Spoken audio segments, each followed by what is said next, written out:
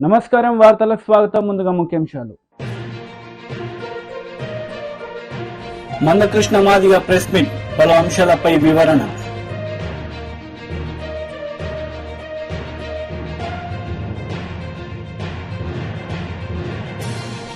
మాజీ మంత్రి Jagadishwar Reddy press meet, పలు అంశాలపై వివరణ.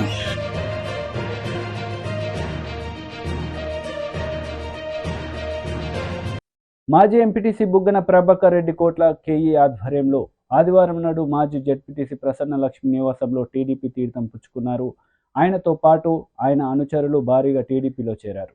ఈ సందర్భంగా వారు మాట్లాడుతూ టీడీపీ గెలిపే ధ్యేయంగా పనిచేస్తామని వారు ఈ సందర్భంగా తెలిపారు.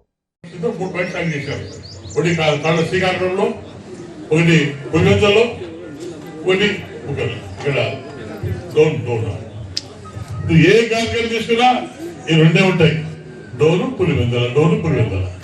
ఈ ముఖ్యమంత్రి బృందకి ముఖ్యమంత్రిగా బుగ్గన కేవలం డోన్ మంత్రి అడుగుతున్నాను. ఇవన్నీ ఎందుకు చేస్తారంటే జోబు నింపుకోవడానికి. జగన్మోహన్ రెడ్డి గారు ముఖ్యమంత్రి కాకుండా ఆశ ఉంది. రోజు ఆశపడి కోట్లు సంపాదించాడు, లక్షల కోట్లు సంపాదించాడు.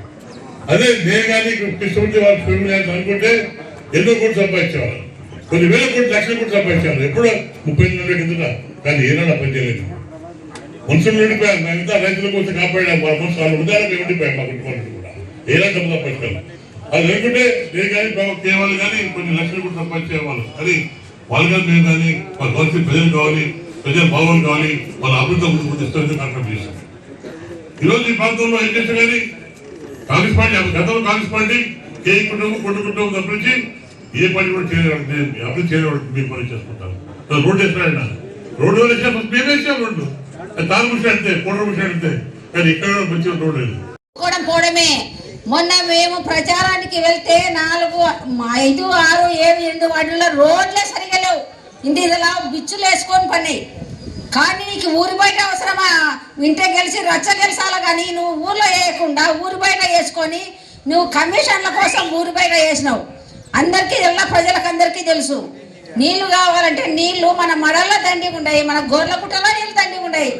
ప్రతి ఎలక్షన్లకు నీళ్లు లేవు ఇదే ప్రజల ముందు పెట్టడం, నీళ్లు దోలడం, మేము దోల్దా అంటే అడ్డు వాడడం, ఇది అయిపోయింది. ప్రతి ఎలక్షన్కు నీళ్ళ గురించే మాట్లాడు. సరే, నువ్వు 2 సార్లు మంత్రి అయినావు.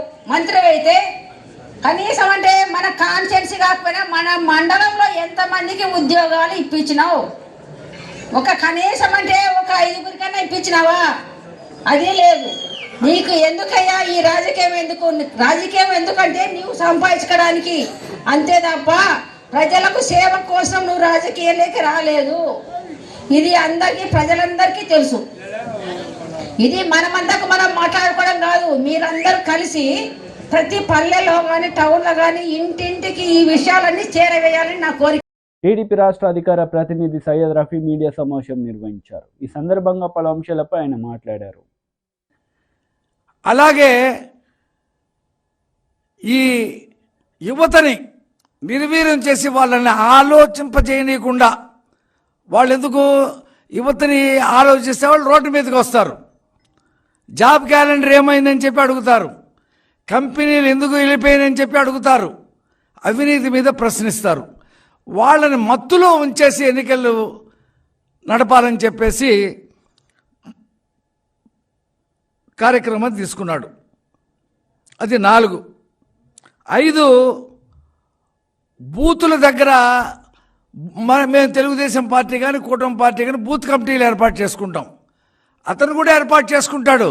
కానీ ప్రతి బూత్ దగ్గర రౌడీలను ఏర్పాటు చేసి కండబలంతో వాళ్ళకి ఆయుధాలు ఇచ్చి బూతులు క్యాప్చర్ చేసి ఆ రోజున భయభ్రాంతులకు గురి చేసి సామాన్య జనం ఓట్లు వేయడానికి రానియకుండా అతనే ఈవీఎంలో నొక్కేసుకొని గెలవాలని చెప్పేసి ఒక పన్నాగం. అది 5. ఇక 6, ఎప్పుడు ఏ మీటింగ్ చెప్పినా సరే ఏడుస్తూ ఉంటాడు. నాకు ఈనాడు పేపర్ లేదు, నాకు ఆంధ్రజ్యోతి పేపర్ లేదు, నాకు TV5 లేదు, నాకు ABN లేదు, నాకు ఈటీవీ లేదని చెప్పి ఏడుస్తుంటాడు. కానీ ఈయనకు ఉన్నాయి పేపర్లో. సాక్షి పత్రిక, సాక్షి టీవీ అవినీతి సొమ్ముతో పెట్టుకున్న సొంత మీడియా అది ఉందే సొంత మీడియా. అది కాకుండా కూలి మీడియాలు ఉన్నాయి, TV9, NTV, ఇంకా చాలా మీడియాలు ఉన్నాయి. అవి పెట్టుకుని నాకు మీడియా లేదని చెప్పేసి మాట్లాడతాడు. అతని సొంత కూలి నీలి మీడియాలో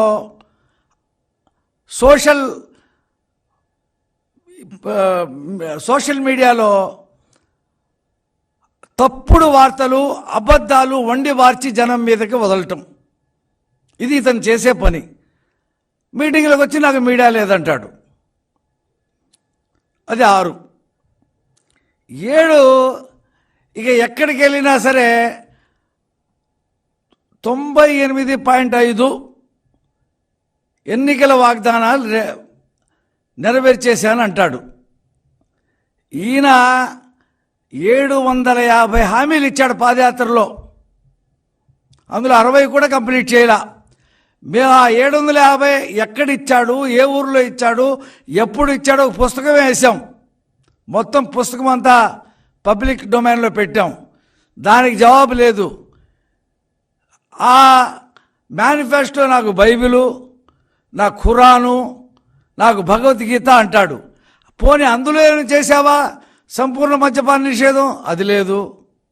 సిపిఎస్ రద్దు, ఓపీఎస్ తెస్తా అన్నావు, అది చేసావు, అది లేదు.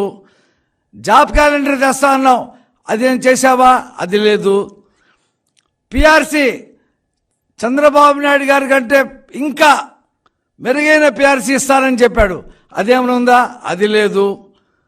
ఇసుక పాలసీ నేను చాలా ప్రజలకి చాలా చక్కగా ఇస్తానని చెప్పేసి ఇసుక దోసుకుంటున్నాడు.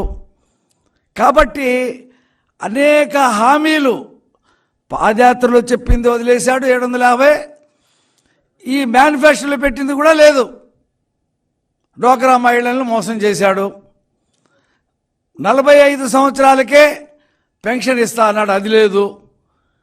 ఇలాగా అటు రైతుల దగ్గర నుంచి, కార్మికుల దగ్గర నుంచి ధరల స్థిరీకరణ నిధి 3000 కోట్లు పెట్టి నేను ధరలు కంట్రోల్ చేస్తా అన్నాడు. ఇవన్నీ చేయకపోగా 98.5 నేను చేసేసానంటాడు. అది 7. 8 ప్రభుత్వ అధికారులని భయపెట్టో డబ్బుతోనో పోలీసుల్ని వాళ్ళు లోపరుచుకొని ఇప్పటికే ఎన్నికల కోడ్ ఉన్నప్పటికి కూడా వాలంటీర్లని దగ్గర నుంచి పైన ఆఫీసర్ల వరకు వాళ్ళందరికీ పార్టీ ప్రచారం చేయటం, రంగులేయటం, అబద్ధాలతో పాంప్లెట్లు ముద్రించటం, మీ ఇంటికి ఇంత చేర్చాం, మీ ఇంటికి ఇంత అమలు పరిచాం, మీకు ఇంత డబ్బు వచ్చింది, అంత డబ్బు వచ్చిందని అబద్ధాలు ప్రచారం చేయటం, అది 8. 9 ఈయన సామాజిక న్యాయం గురించి మాట్లాడతాడు. ఈ పెద్ద మనిషి ప్రభుత్వంలో చూస్తేనే chief secretary Jawahar Reddy, DGP Rajendranath Reddy. Joint CP Fakirappa media సమావేశం నిర్వహించారు. ఈ సందర్భంగా పలు అంశాలపై ఆయన వివరణ ఇచ్చారు. చెక్ చేయలేని అడిగిన వెంటనే సదరు కునాల్ శ్రీవాత్సవ్ తడబడి అక్కడ నుంచి పారిపోటుకు ప్రయత్నించారు. అలా ప్రయత్నించే సమయంలో తన బ్యాగ్ నుంచి ఒక ప్యాకెట్ కింద పడిపోయినట్టు సదరు ప్యాకెట్ను కూడా వదిలేసి కునాల్ శ్రీవాత్సవ్ పారిపోగా వేములకొండ శివనాగరాజు సదరు ప్యాకెట్ను తనిఖీ చేసి అందులో రివాల్వరు, పిస్టల్, బుల్లెట్ కలిగి ఉన్నట్టు సాయంత్రం వరకు చూసి ఆ తుపాకీను తన ట్రావెల్ ఆఫీస్లో ఎవరికీ తెలియకుండా ఉంచటకు దాచి ఉంచినట్టు తెలియపరిచినారు. సో ఇక్కడ బేసికలీ ఏమంటే యాజ్ పర్ హిజ్ వర్షన్ ఇప్పుడు ప్రస్తుతంగా ఒక కునాల్ శ్రీవాత్సవ్ అనే వ్యక్తి సింగ్ బూమ్ ఆఫ్ జార్ఖండ్ నుంచి అనే వ్యక్తి ఈ శ్రీకృష్ణ ట్రావెల్స్ బెంగళూరు ట్రావెల్స్కి బస్ బుక్ చేసుకుని ట్రావెల్స్ ఆఫీస్ దగ్గర అనుమానాస్పదంగా తిరిగి ఆయన ప్రకారంగా ఎక్కువ తాగి ఉన్నాడని అనుమానాస్పదంగా చెక్ చేయగా ఆయన బ్యాగు వదిలేసి పారిపోయినట్టు, ఆ బ్యాగ్లో ఈ ఒక కంట్రీ మేడ్ పిస్టల్, ఇది దిస్ ఈజ్ మేక్ ఈజ్ 7.65 ఎస్ 7.65. ఇంకోటి this is the revolver. So ఈ 2 revolver both are in working condition, అంటే 2 వర్కింగ్ కండిషన్లో ఉన్నాయి. దీంతో 2 లైవ్ రౌండ్స్ కూడా ఆ బ్యాగ్లోనే ఉందని స్వాధీనం చేసుకోవడం జరిగింది. తర్వాత ఒక ఎంటీ క్యాటరేజ్ కూడా. సో ఇక్కడ ఆయన దాచిపెట్టినట్టు పోలీసులకు చెప్పకుండా దాచిపెట్టింది కూడా నేరంగా పరిగణించి మేము ఈ వ్యక్తిని ఇప్పుడు కస్టడీ తీసుకున్నాము. సో ఈ కునాల్ శ్రీవాత్సవ్ అనే వ్యక్తి ఆచూకీ కోసం జార్ఖండ్కి మన టీం వెంటనే బయలుదేరి సో తదుపరి leads presently is telling that ఇది ఒరిజిన్ ఆఫ్ జార్ఖండ్ అని ఆయన బస్ టికెట్ ద్వారా మనకు తెలిసింది. ఆ రెడ్ బస్లో బుక్ చేసిన అన్ని టికెట్ డీటెయిల్స్ అన్నీ తీసుకొస్తే కునాల్ శ్రీవాత్సవ్ సింగ్ ఆయన మొబైల్ ఫోన్ నెంబర్ కూడా అన్ని తదుపరి మనకి సమాచారం అన్నీ అందింది. కాబట్టి తదుపరి దర్యాప్తు భాగంగా the supply chain from Jharkhand where exposing that network also. Last year March 15th March 2023, almost 1 year back. అవును, 1 year నుంచి ఆయన చెప్పారు. లేదు, ఫోటోలు ఉన్నాయి, మొబైల్లో అయితే ఫోటో గిట్టా తీసుకున్నాడు. ఇప్పుడు తదుపరి దీన్ని పట్టుకొని ఎవరినైనా బెదిరించడమో లేదా అమ్మడానికి ఏమైనా ప్రయత్నం చేసినాడు. అవునండి, లేదు ఇది కూడా బ్యాగ్లో ఇలాగే ఉండేది. కానీ అంటే కునాల్ శ్రీవాత్సవ్ దొరికితేనే మనకి తెలియ ఐడియా ఉంది. సో బ్యాగ్లో ఎంటీ క్యాటరేజ్ ఉంది. ఈయన manager working in travels agency, Krishna ట్రావెల్స్లో మేనేజర్గా పనిచేస్తుంది. ఇవన్నీ దేశీ తయారీ, చంద్రంలోనే తయారవుతుంది.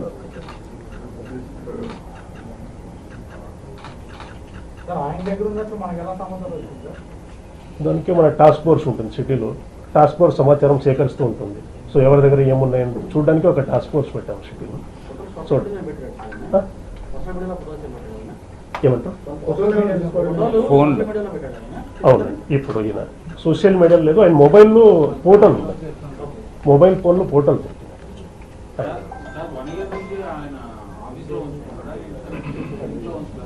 ఎక్కడ పెట్టాడండి? ఆఫీస్లోనే కబోర్డు దాచి పెట్టినాడు, ఆఫీస్లోనే 1 year నుంచి.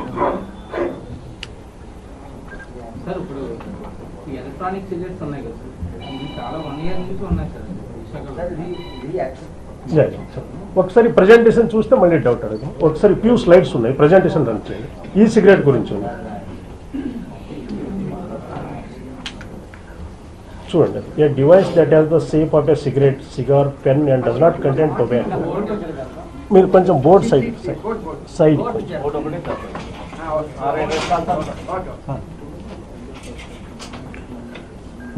ఈ సిగరెట్ని వేఫ్ కూడా అంటారు, vape pens, vape. It uses a battery to heat up a special liquid into an aerosol that users inhale. It's not just harmless water. And e-juice that fills the cartridges usually contains nicotine. So basically ఇక్కడ nicotine ఉంది, దాన్ని e-juice అంటారు. So ఆ portion ఇప్పుడు దీంట్లో ఒకటి చూపించండి.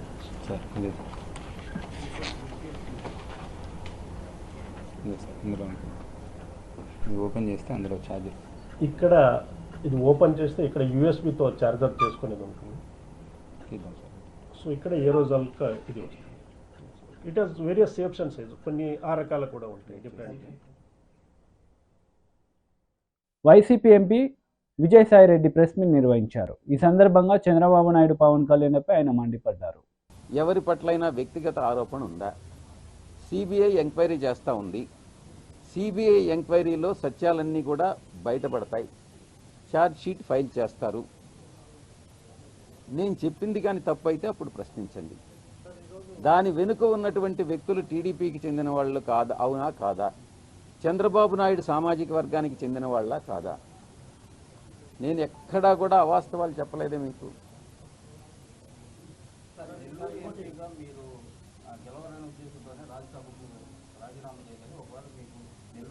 కరెక్ట్గా అడిగారు.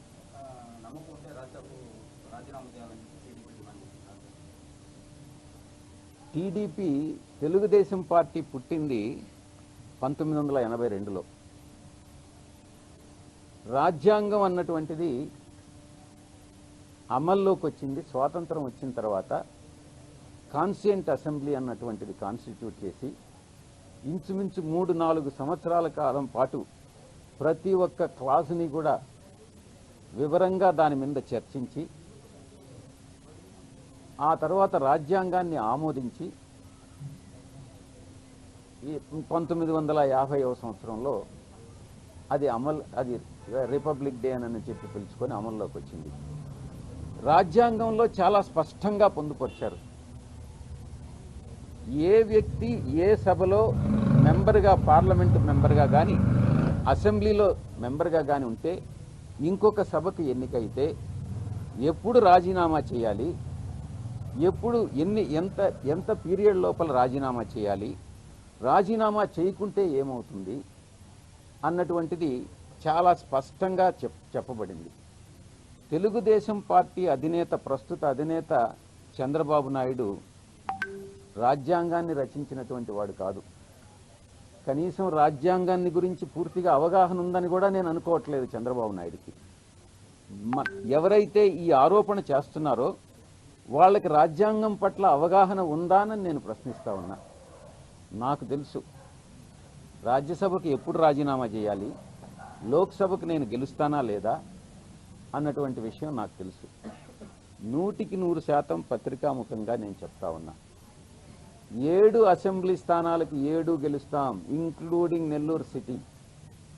వాళ్ళు ప్రచారం చేసుకుంటున్నారు, నెల్లూరు సిటీని భారీ ఎత్తున మేము గెలుస్తామని టీడీపీ ప్రచారం చేసుకుంటున్నారు.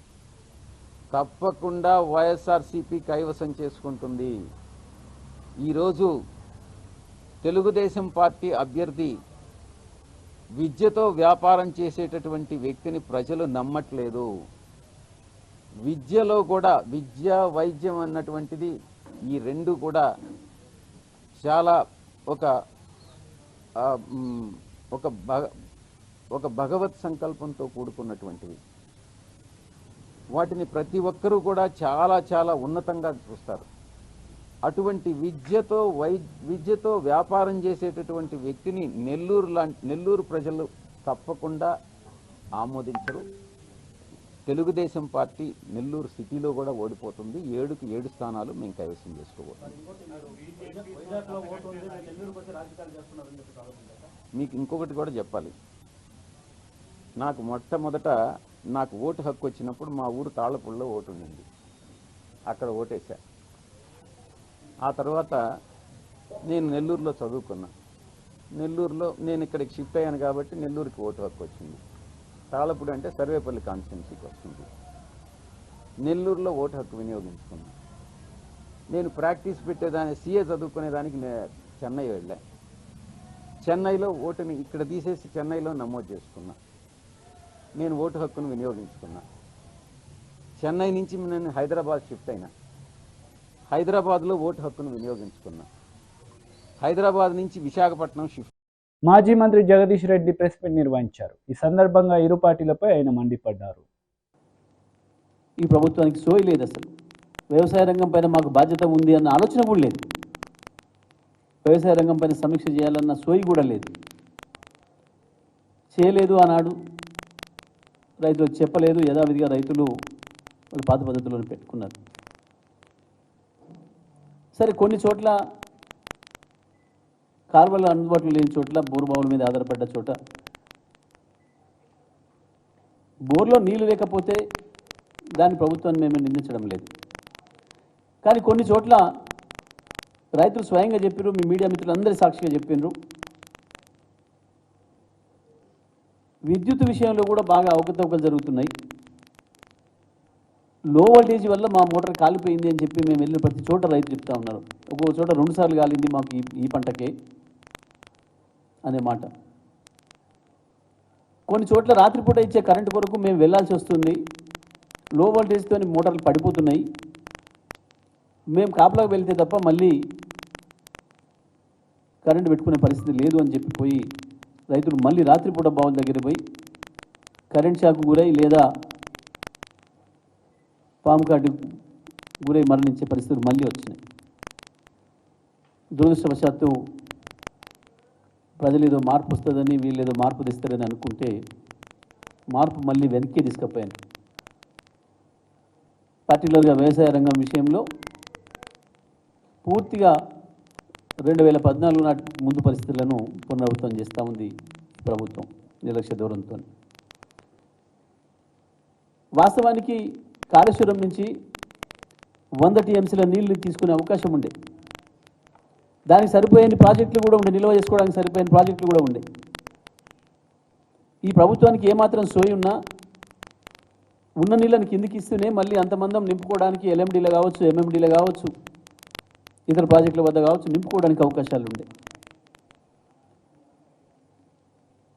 కానీ వీళ్ళ నిర్లక్ష్య ధోరణి వల్ల, వీళ్ళ కక్షపూరిత ధోరణి వల్ల కేవలం నీళ్ళు ఇవ్వకుండా చేసి ఏదో కాళేశ్వరం పోయిందని ప్రచారం చేసినాం కదా, కేసీఆర్ని బదనాం చేయొచ్చు అనే ఒక దుర్మార్గమైన ఆలోచనతో రైతాంగం ఉసురు తీస్తున్నారు. లక్షలాది ఎకరాలు ఇవ్వాల ఎస్ఆర్ఎస్పి ఫేజ్ 2 కాలువల వెంట, ఫేజ్ 1 కాలువల వెంట, మరొక వైపు నిజామాబాద్ జిల్లాలో మొదటి ఫేజ్లో కూడా వరద కాలువ వెంట కూడా ప్రభుత్వాన్ని నమ్మి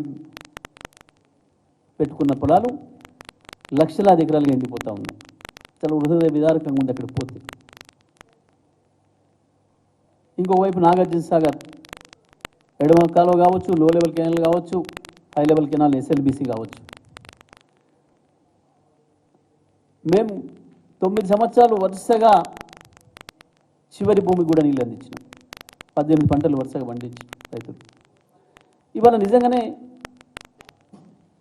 పైన ఆల్మట్టి నారాయణపూర్లో కొన్ని నీళ్లు ఉన్నాయి.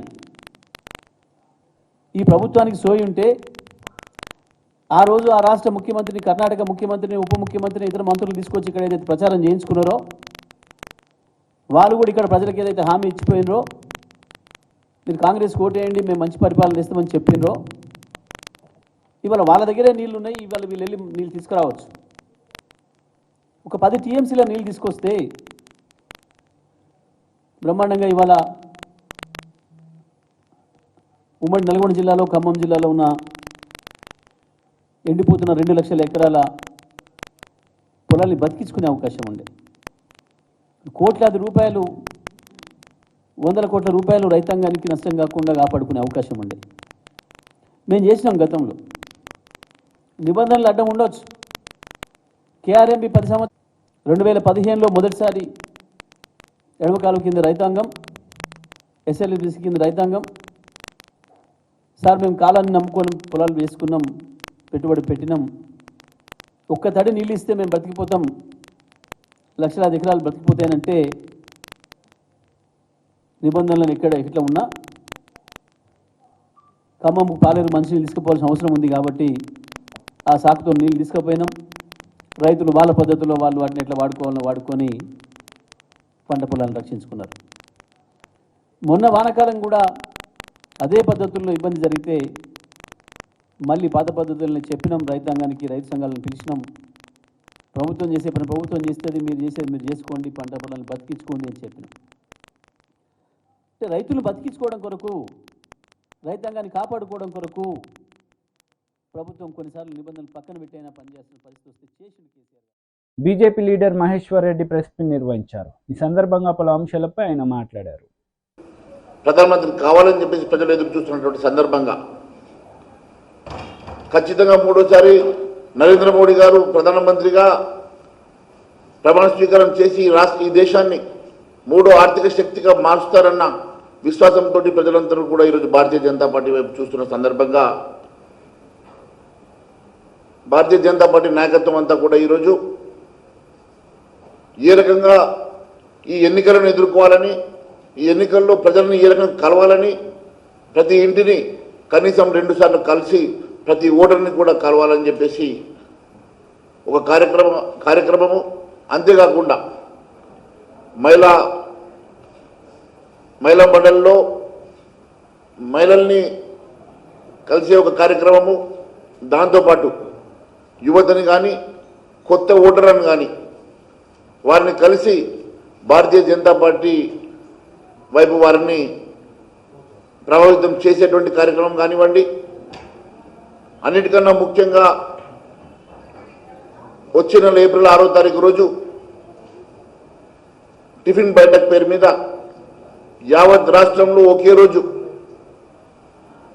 వచ్చే నెల 6వ తారీఖు రోజు ప్రతి బూత్ దగ్గర బూత్ నాయకులందరూ కూడా సమావేశమై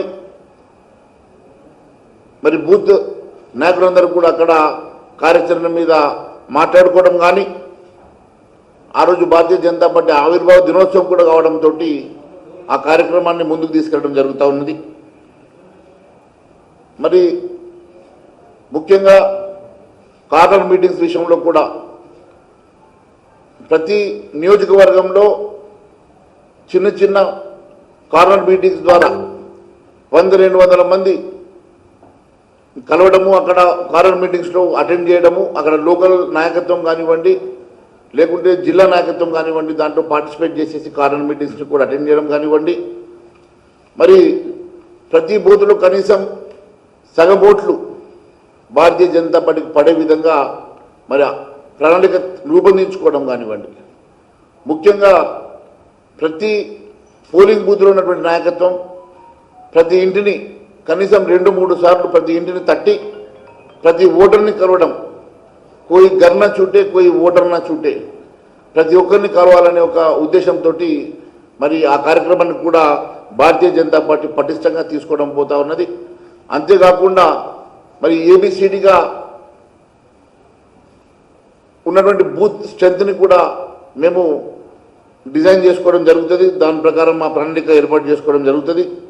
మరి పార్లమెంట్ అసెంబ్లీ స్థాయిలో ఉన్నటువంటి ఎలక్షన్ మేనేజ్మెంట్ కమిటీ ఎన్నికల మీటింగ్స్ కూడా ప్రతి 3 రోజులకు ఒకసారి మీటింగ్ నిర్వహించి జరుగుతున్నటువంటి అంశాల మీద మేము MRPS Mandakrishna Madiga press meet నిర్వహించారు. ఈ సందర్భంగా పలు అంశాలపై ఆయన మాట్లాడారు. సమస్య వెనుకపోయింది. ఈనాటి కూడా వర్గీకరణ సమస్య పరిష్కారం కాలేదు. కానీ మొన్న నవంబర్ 11న హైదరాబాద్లో జరిగిన మాదిగల విశ్వరూప మహాసభకు ముఖ్య అతిథిగా గౌరవ ప్రధానమంత్రి నరేంద్ర మోడీ గారు వచ్చిన తర్వాత వర్గీకరణ అంశం ముందుకు సాగుతున్నది. ప్రస్తుతం సుప్రీంకోర్టులో కేసు విచారణ జరిగింది. జడ్జిమెంట్ రిజర్వ్డ్గా ఉన్నది. కేంద్ర ప్రభుత్వం సుప్రీంకోర్టులో ఎస్సీ వర్గీకరణకు అనుకూలంగా వాదించింది కనుక వర్గీకరణ జరుగుతుందనే సంపూర్ణ విశ్వాసంతో మేము ఉన్నాం. గౌరవ నరేంద్ర మోడీ గారి ప్రభుత్వం మీద మాకు సంపూర్ణ నమ్మకం ఉన్నది. అట్లనే ఆంధ్రప్రదేశ్లో వర్గీకరణ అమలు చేసిందే గౌరవ చంద్రబాబు నాయుడు గారు. మళ్ళీ అమలు చేయడానికి ముందుకు వస్తున్నదే గౌరవ చంద్రబాబు నాయుడు గారు.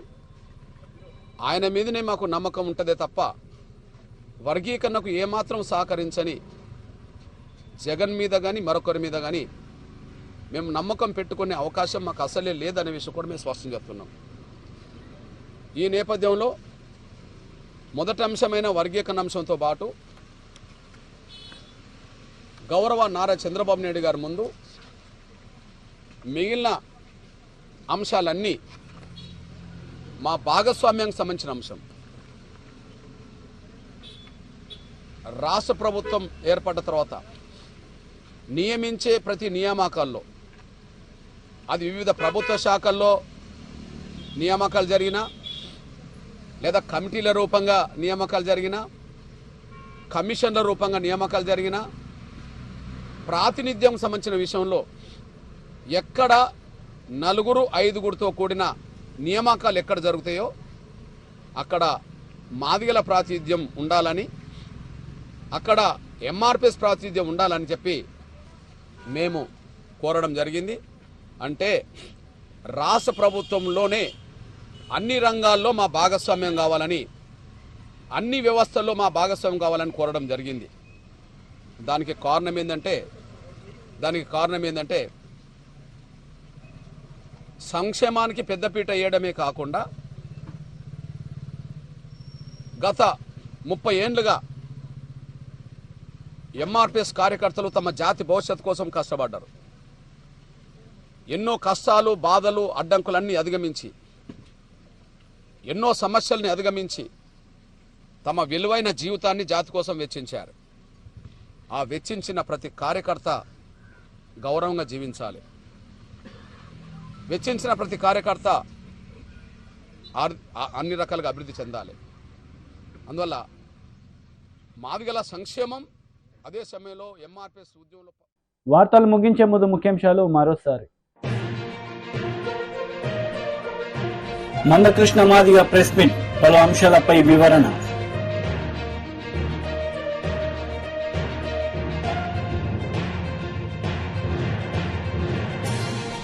మాజీ మంత్రి జగదీశ్వర్ రెడ్డి ప్రెస్ మీట్, పలు అంశాలపై వివరణ.